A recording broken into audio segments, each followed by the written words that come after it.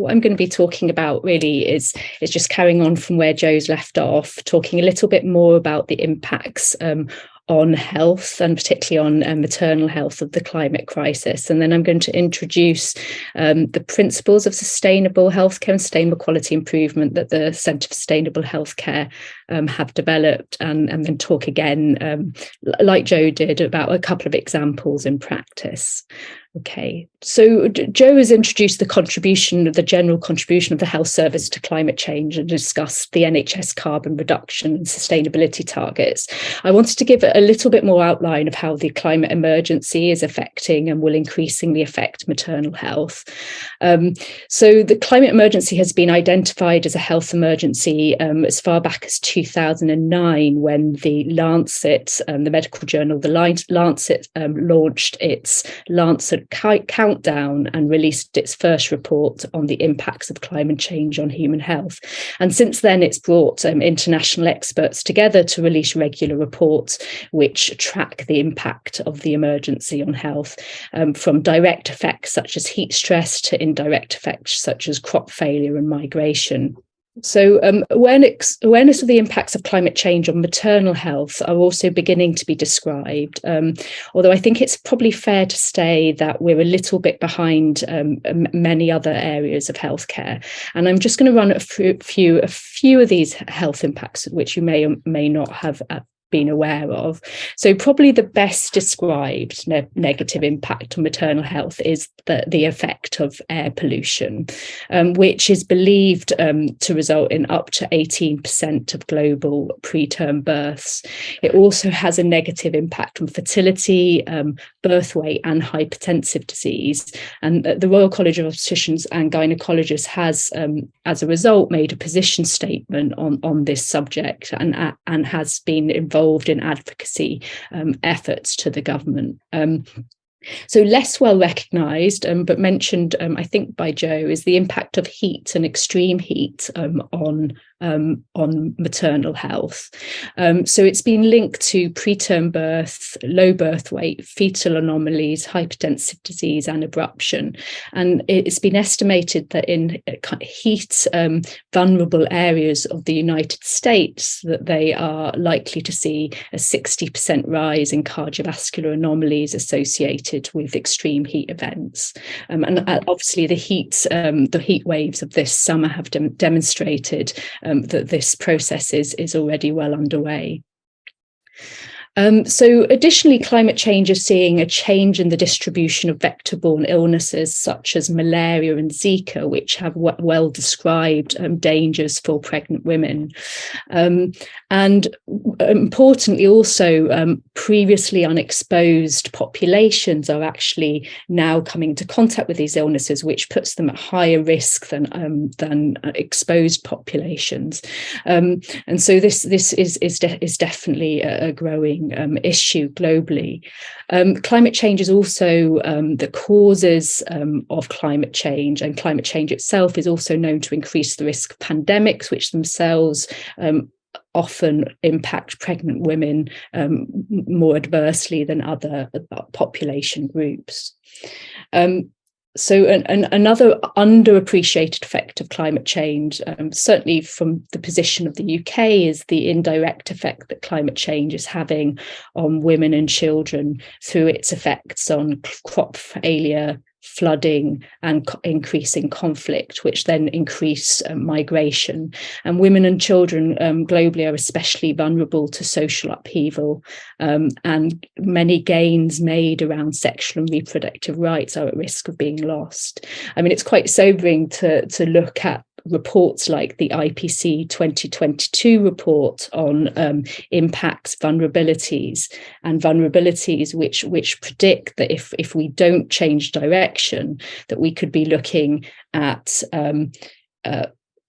billions of climate migrants over the next 50 years. And we were already seeing a reversal of some of the health gains that have been achieved globally over the last 50 years.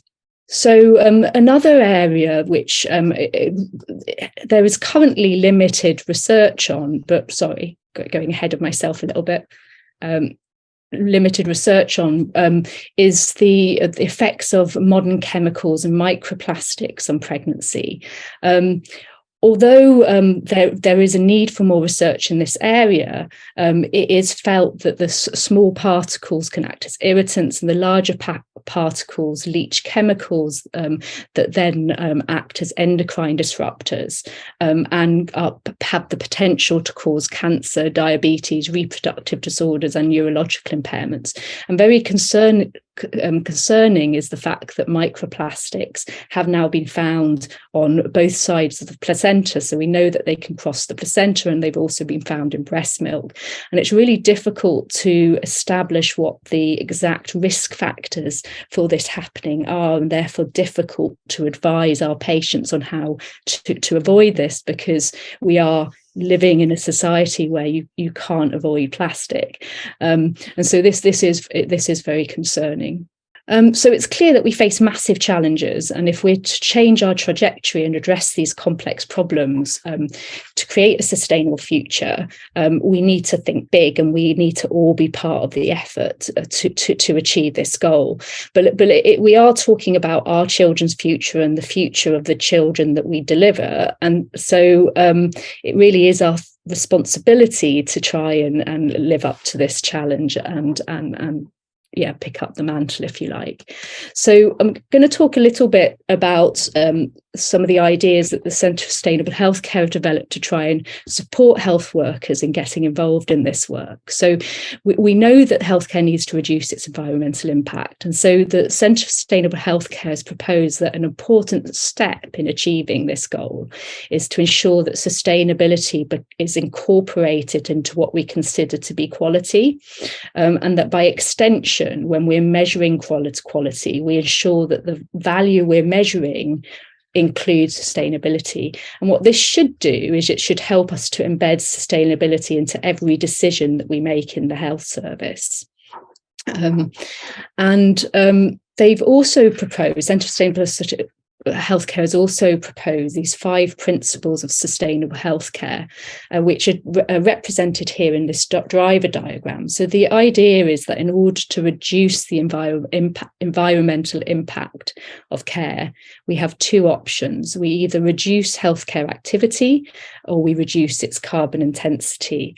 And the principles on the right side of this slide can be considered to offer a holistic approach to change by making us consider the range of solutions open to us to achieve these goals.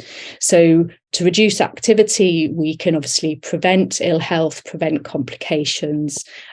We can empower patients to care for themselves, care for their illness, engage in health prevention activities. Not health prevention activities, illness prevention activities. Or we can develop lean pathways, which limit the amount of resources and avoid waste. We can also reduce carbon intensity, so we can find low carbon alternatives to the care that we're producing, and make sure that our estates, our buildings are also sustainable.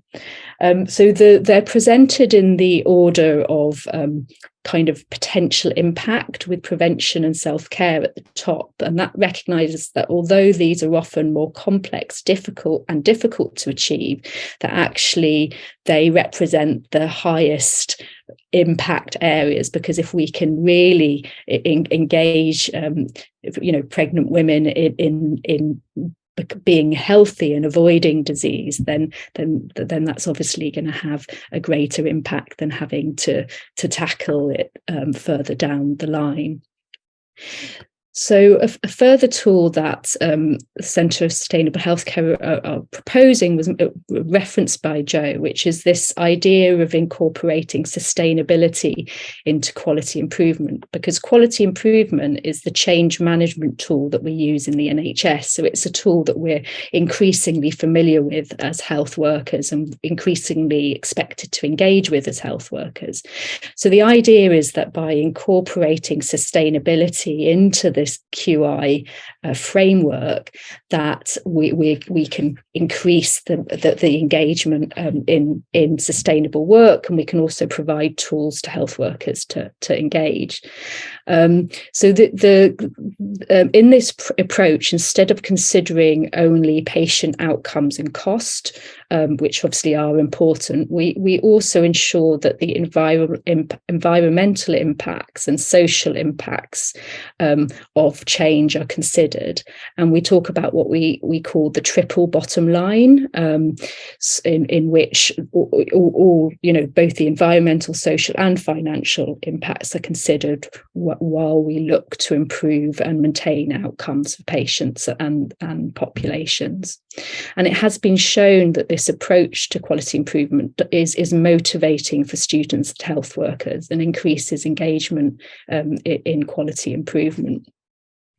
So this slide just outlines, is a quick illustration of the steps in the sustainability and quality improvement framework. And for anyone familiar with quality improvement, you can see that the actual steps are the same as for any quality improvement method. And so the idea is that you're not replacing quality improvement, you're supplementing it with a sustainability lens. And so each step kind of draws on sustainability principles and helps you to think about problems in terms of our environment, in terms of its environmental impacts as well as other impacts. Okay, so I'm just going to go through a couple of sustainability and quality improvement case studies. So this first one was carried out by an anaesthetist called Alice Clack, who worked up in Scotland. And it was really a groundbreaking study looking at nitrous oxide use. So nitrous oxide, as Joe mentioned, is a potent greenhouse gas. It's mixed 50% with oxygen to produce entonox, so it's very relevant to maternity care. And it's approximately 260 times as harmful a greenhouse gas as carbon dioxide. So we talk about it in terms of having a carbon dioxide equivalence of about 260. So the Alicia Chikira's goal was to reduce nitrous oxide emissions in the NHS Lothian Trust, and she started by studying the nitrous oxide journey through the whole 4 hospitals within the trust. So what she looked at was the pipe work, which are called manifolds, leaks, the stock management systems, and also the end user kind of use, if you like. And what she discovered was really pioneering, which was that well over 90% of nitrous oxide is wasted, so it's not actually used. And this finding, I mean, it's quite shocking, as this finding has actually been replicated in trust after trust after trust. And so it seems to be a fairly standard finding. Some trusts are finding that 97%, approximately 97% of their nitrous oxide is wasted. And this is due to leaks in the pipework, poor stock control, nitrous oxide going out of date, having to be returned to the manufacturer. And if it's returned to the manufacturer, it's just released into the atmosphere. That's how it's dealt with. And so it's quite sobering when you think that obviously it's important for us to change, to try and find alternatives to entonox use, but these findings are almost certainly applicable to entonox as well. And actually the majority, what we really need to be tackling initially is this massive wastage. So what she then did is she looked at tailoring interventions to each of the trusts according to what she'd found. So in areas where there wasn't very much nitrous oxide used, they got rid of the pipework manifold systems entirely and converted to using cylinders. They also improved nitrous oxide stock management and repaired leaks, etc. And over the project period, I'm sure this is much higher now, they avoided 2 million litres of waste of nitrous oxide, with over 1,000 kilograms of carbon dioxide equivalent savings of £45,000. And just for interest, I know that one of the hospitals, Wrexham Mailer in North Wales, has decided that it's going to decommission all of its nitrous oxide manifolds in the hospital and convert to cylinders, and they're actually trialling exactly the same thing for Entonox over a month period. So they're about to do a pilot in getting rid of the Entonox manifolds as well, which I think is the first place that's been tried in the country. So it'll be interesting to see how it goes and what problems or barriers that they find. So this next project is a kind of lower impact project, but also really nicely demonstrates what can be done over quite short periods of time. So this project was carried out by a F2 called Natasha Askroff, and she carried the project out over a 6-month period while she was based on a maternity unit in obstetrics and gynecology. And she wanted to reduce the amount of clinical waste on the labour ward and increase the amount of recycling.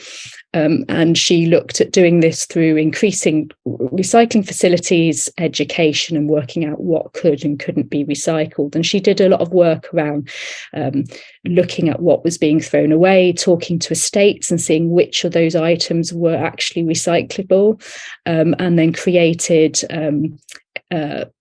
staff education posters along with the group. Obviously on the labour, it was a team effort, a group along on the labour ward, and so they were able through doing this to significantly increase the amount of recycled materials and of materials that were recycled. And this obviously has environmental benefit, but also a cost benefit. I mean, I think we've all had chats from estates begging us not to put non-clinical waste in the clinical waste bin, and describing the excess costs caused by putting things in the wrong bin. So correct waste stratification does have a potential financial impact as well as environmental impact.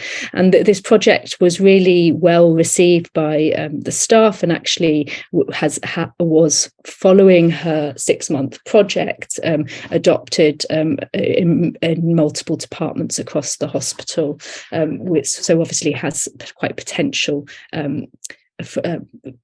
potentially a large impact. So I won't talk about this in detail because I know that Joe's also mentioned this. Obviously, it is important for us to look at the end user impact of Entonox as well, and look at alternatives and ways of dealing with that, because Entonox, as well as being a very potent greenhouse gas, is also a really significant hotspot within the NHS. So we know that anaesthetic gases represent, and I'm going to forget the percentage, I think it's 3%, but I apologise if I'm wrong, 3% of the entire NHS carbon footprint. It might be 2 carbon footprint, and of all the anaesthetic gases, nitrous oxide represents 2/3. So it's the most significant proportion, and of all nitrous oxide, 2/3 is represented by Entonox. So Entonox is it represents the majority of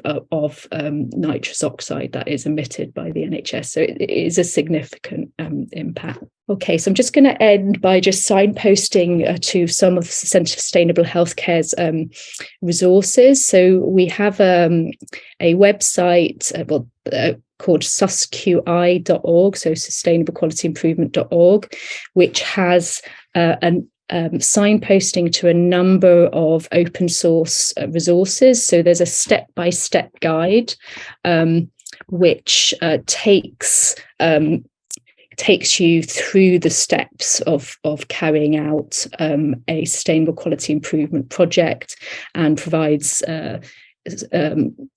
guidance and resources and materials to help you do that, as well as reporting templates and presentation templates. And there's also resources, open source resources under the Teach SusQI icon, and we have an educator pack on there which is free to access and provides educational resources so that QI leads and educators can teach sustainable quality improvement. There's also signposting to our Centre for Sustainable Healthcare website, where there is a networks platform. So this is to try and encourage community building around sustainability work. There's currently no women's health network. The platform's been reorganized, and I've requested that we can have one started once the new platform is developed. So I am hoping that sometimes next year we will have a women's health network on the platform. The centre also runs a number of short courses where so they're one-day courses, half a day directed learning, and then half a day online face-to-face course, and I'd really recommend these as a really good introduction to sustainable healthcare. So probably particularly the introduction to sustainable healthcare is a very nice overview. And then if you have an interest in quality improvement and engaging in quality improvement, there's also a sustainable quality improvement course. And of course, it's, there is a growing number. Every hospital trust now has to have its own green plan, and I'm sure most hospital trusts now have their own green team. So I would encourage you to connect. If you're interested, connect with those teams, and because it's important to share ideas and also gain encouragement to undertake this work, because it can occasionally be a bit frustrating and feel a little bit overwhelming. And obviously, as a member for Doctors for Extinction Rebellion, which has just been rebranded Health for Extinction Rebellion because it's not a doctors group, it actually has all health professionals represented. I just wanted to also highlight some of the other healthcare climate groups that are out there, because you can also get involved outside of your place of work. So as well as Health for Extinction Rebellion, there's also Health for a Green New Deal, which is run by MedAct, which is campaigning around a climate justice approach and the need to invest in an alternative kind of green future. And there's also Health Declares, which is an organisation that supports health workers to advocate for divestment from fossil fuels and climate action in the organisations that they're a member of. So all good groups to be involved with. And yeah, that's where I finish, and I think we'll move on to questions. Thank you very much for listening.